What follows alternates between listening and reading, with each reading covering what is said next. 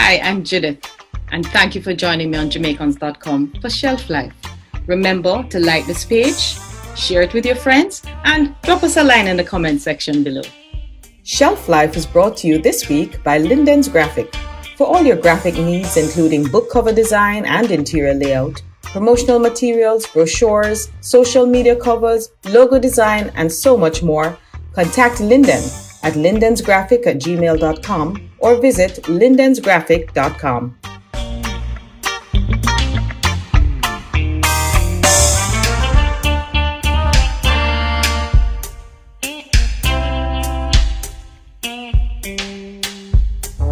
Welcome to Shelf Life, the show where we talk about books, we have conversations with Caribbean authors, poets, and more.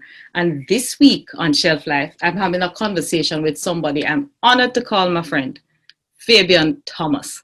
He's a transformational trainer, a life and corporate coach, motivational speaker, actor, singer, dancer, and the creator of Tribe Sankofa.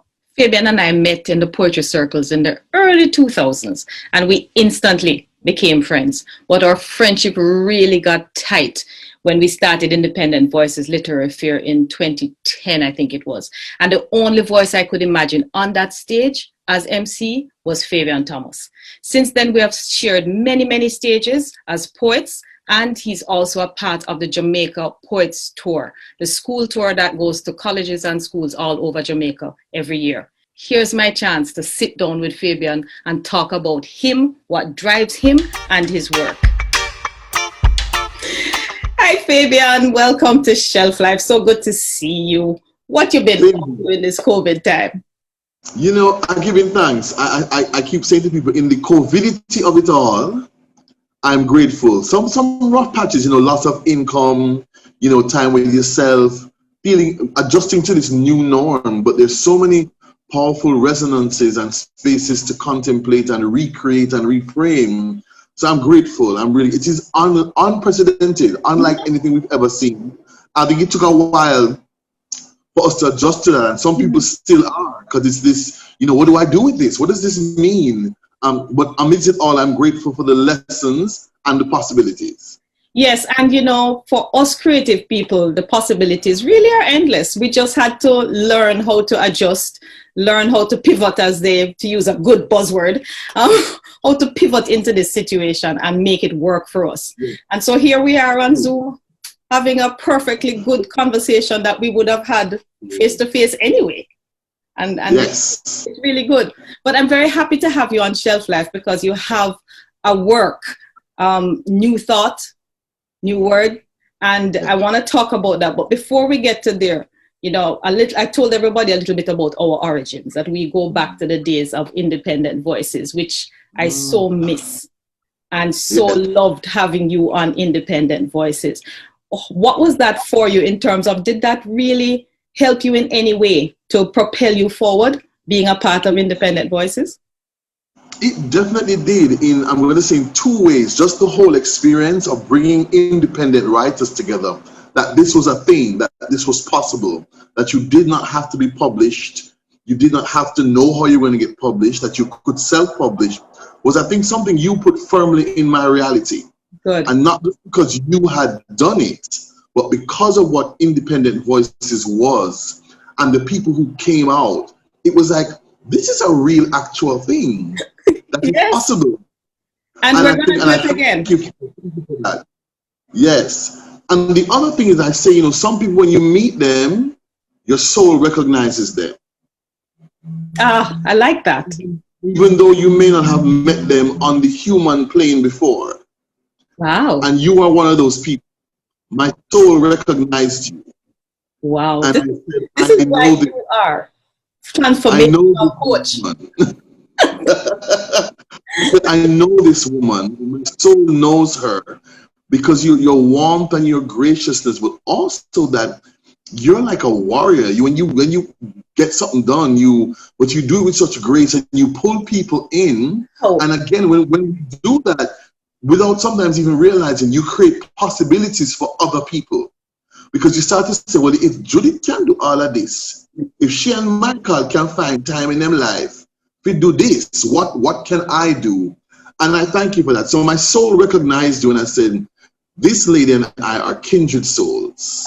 Thank you so much for that. It's always good to know that we are making a difference, and you do very much the same, very, very much the same with all the work that you do. And I've watched you grow over the years, and I'm so proud to call you my friend. But before we actually get into the book itself, your passion for what you do, your passion for people, for changing lives, where did that come from? Is that something that your parents taught you, or is that something just inside of you, or somebody influenced you in? It's a mixture of things. I believe everybody comes to do our work, all of us. Mm-hmm. We get a spiritual assignment to do our work. And I think part of our life's journey is to find out what that is. And there's several things to do. And I think when you find it, there's no feeling like it. And if you're lucky, your life and your upbringing prepares you for that. Oh. And so my parents were I was born in England. Oh, okay. So you're British. Mm-hmm. My parents were very clear. We're not from here, and they don't want us here, and we don't want to be here. We'll go back how we are. So as a child in England, I hear about Milo and cockroach and Brown's House, where my mother is from. And then they came back when I was 7. So this sense of belonging somewhere distinct impacted me, imprinted me from then. My father's always also very kind of activist and conscious. So the idea about thought and rights and belonging and Black power and Black consciousness was something that my father instilled in me. He also, the conversation, my family, we always sat and had dinner together, not just on weekends. So the art of having conversation, even when you vex with each other, was a real thing for me. Then I'm going to say school, between Calabar High School and the University of the West Indies. I'm glad Spirit nudged me and said, pay attention to these teachers that you have. So when I was young at Calabar, I don't think some of the impact hit me. In fact, I'm just writing my 3rd book now, finished. Some of my teachers. So a teacher of mine who taught me literature is the one who gifted me with the idea of using my voice as an instrument. Because whenever the top 2 grades, she'd make us read them out loud in class. And she said, it sounds better when you read it out loud, I'm giving you 5% more. So this idea of performing, but also, high school and being on the magazine committee and student council and that sense of community and people. And in university, I just had this array of teachers who were teaching me life, not just lessons. So, when you have Agri Brown, Don Anderson, Leonie Forbes, Faye Ellington, Margaret Newland, Catherine Shields, Victor Chang, Mervyn Morris, Caroline Cooper, you can't really pay for that, And then I had theater that embraced me at an early age, when I touched stage in my first production at Ewing, and theater people again. So this sense of community and nurturing people and watching how people function. I had the blessing of working with Miss Lou when she came back to re-record some stuff.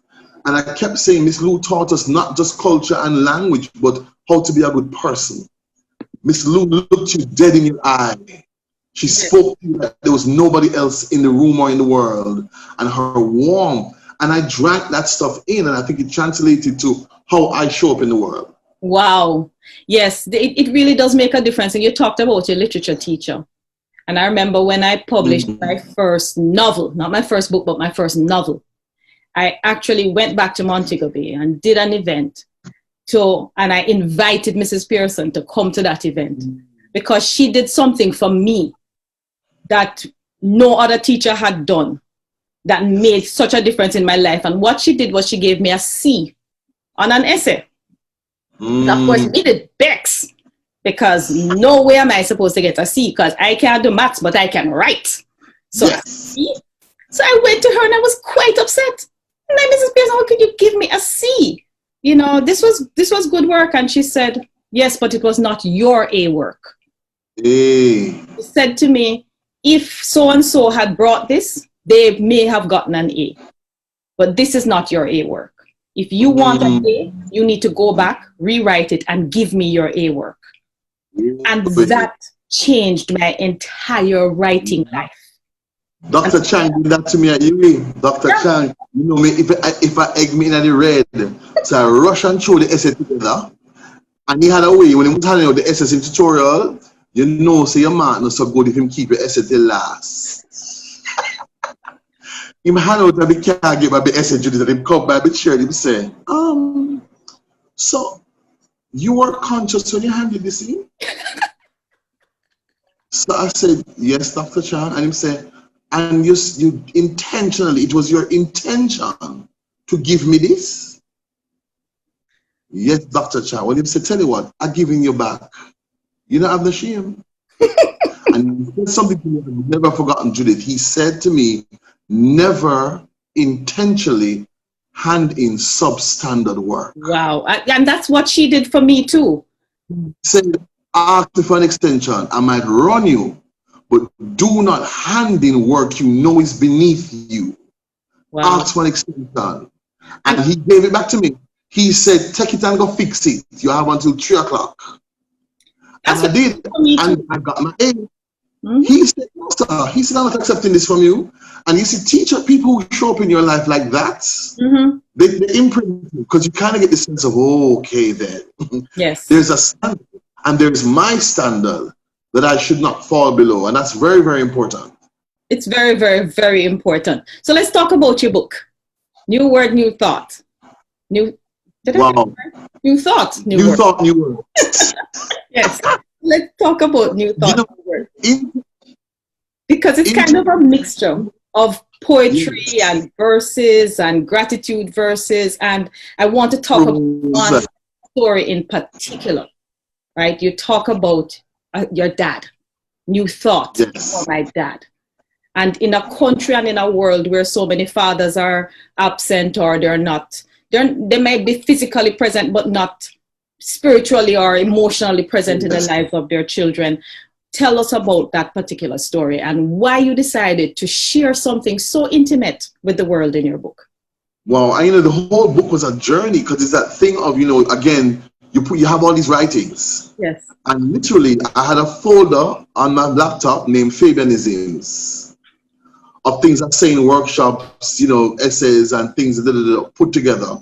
And in a conversation with Carol Beckford, we're talking about intellectual property and creativity. And she said, you, for instance, I see you on Smile Jamaica all the time. You're one of my favorite guests because you make sense. You keep it real. She said, how it work? Them tell you the topic and you say how you're going to discuss it, right? I said, yeah.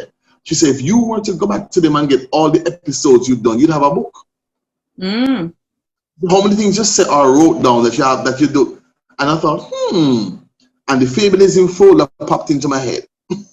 A week later, I went to the folder and I said, if I were doing a book, what would be in it? And I started to pull things out in a new folder that named The Book, because it never had the title yet.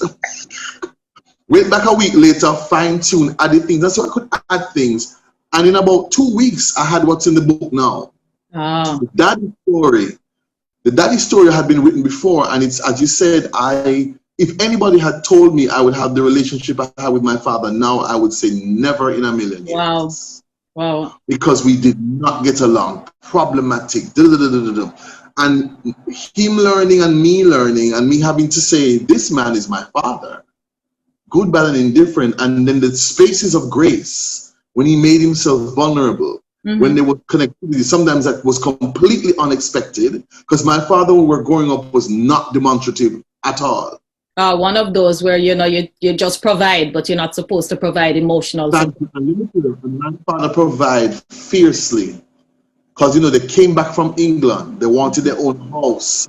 My father, I think my sense of community comes from that as well. Before my parents had a car, my daddy would come home first. And then we'd start cooking, walk to the bus stop and meet my mother, and then walk home. When he came back to Jamaica, he took his mother and father to live with us. Okay. My grandfather, when my grandfather fell, and I used to pack his overnight bag. And the Horlicks bottle? Yes, man. Glass. So I used to put this condensed milk in that. And when I was unpacking the bag one day, it was broken. Okay. And I said, Grandpa, what happened? And he said, I did fall. And he had a thing on his head. And my father marched straight up to him work and tell him, say, I'm not coming back. Wow. So he was this provider and protector. But the demonstrativeness came later, and I drank it up like a tonic and said, okay, let me put the issues and the fights and the disagreements you had aside and open this door to meet my father anew. And let me tell you, Judith, it is the most, as he's gotten older, very demonstrative, tell the same love, I cry everybody. My sisters were here, them say, Daddy keeps crying. I say, whose father? Which daddy? Who? And so I said, I have to capture this, I have to write this down. And then I said, when I was putting the book together, I said, I had to embrace a new thought about my father. Yes, and that's what it was. Here's the beautiful thing today. My father, is so proud of the story. He loves it. It is a beautiful story. He loves it. It is my favorite story in the book. And a lot of people say that and the one, Joan McDonald, the lady Joan McDonald, the one where I walked over the grocery when I was broke. Yes. She called it the Damascus Walk. Yes. So she said that and the one. A lot of people, as you said, because there's such a thing around fatherhood and black fatherhood. Yes. Not in Jamaica, but all over. And again, it's slavery, the separation. Yes. We have to reintroduce. I have an essay called Reframing the Narrative of Black Fatherhood. Okay, interesting. Let me stick a pin right there, because for me, it was an interesting essay because I've seen it, but I didn't live it. My father was an ever-present father. My father was the father or the don of fathers. He was strong, disciplined, provider, but also very emotionally available in every way to his children. He was really like super dad. And I remember my father was one of those who carry you, go everywhere, pick you up from everywhere. If it's party, you're going, him carrying you, I'm going to wake up and come get you. And because he just had this thing that nobody now kill you off a road. Thank you. So, it was a really great read for me because I have friends who had that kind of relationship that you had with their fathers. And you really brought it out really, really wonderfully. But I want to move on, though. I want to talk about Tribe Sankofa before we run out of time. And I want you to give me Yele. So if you can give me Yele, because Yele is Yele? And here's how Yele came. I was really heartbroken when people were talking about the Haitian earthquake. People said, yes, them wicked. A God. And I thought, really? And in my head, I kept thinking, understand the location of Haiti in history, in black culture and history. And I think it was at Say Something, when Clement and Howard used to say something, and I performed and I was sitting by the bar, and Yele, the beginnings of Yele came to me. So this is, and the subtitle in the book is New Thought for a Nation, Yele. Mother Earth rumbled in response to the words heaped upon you. Epithets added as if part of your name. Poorest nation, cursed by God, voodoo capital, Satan worshippers. She turned, remembering the forgotten bookman and Louverture, first independent nation in Latin America, bondage repugnant, irritant to your spirit, toxin rejected by your blood, you, punished with 2 Duvaliers, Tonton Macoute, 100 years of reparations to France. She coughed, choking on injustice, aftermath of embargoes and deforestation, gasoline neckties stuck in her craw. She heaved, shattering limbs, took a deep breath, inhaling buildings, leveling the land, belching off the bile. Mother Earth shifted. When she settled, the smell of death hung thick everywhere. Then hope rose resolute. Memories were jogged. The indefatigable Haitian spirit sprang up from amidst the rubble and danced shouting, Yele! 11, 14, 17 days buried yet alive, we will not go quietly into the night. With amputated limbs, broken hearts and homes, we will not give up. Do you know who we are? Égalité, first Black Republic in the world. Yele, we are Haiti. We shall rise again. Oh, beautiful, beautiful. So I have the additional blessing of having a voicing of this by Leonie Forbes, which is going to be in the audiobook. Very exciting. That's very exciting. So, as you talk about audiobook and Leonie Forbes, we know you as actor and singer and dancer and all of that. And very quickly, let us just, because I'm going to show some Tribe Sankofa and I want the time to show that. So, tell me about Tribe Sankofa. Tell my audience about Tribe Sankofa. What is that? How it came about? And real quickly, what it is you do. Tribe Sankofa is a blessing and a gift from Spirit and the ancestors. I've always wanted a group. And in 2012, I formed a group called Tribe Sankofa. That's a performing arts collective, but for me, it's also a tribe. It's a healing space and a nurturing space. Because I'm as concerned about who we are off stage as who we are on stage.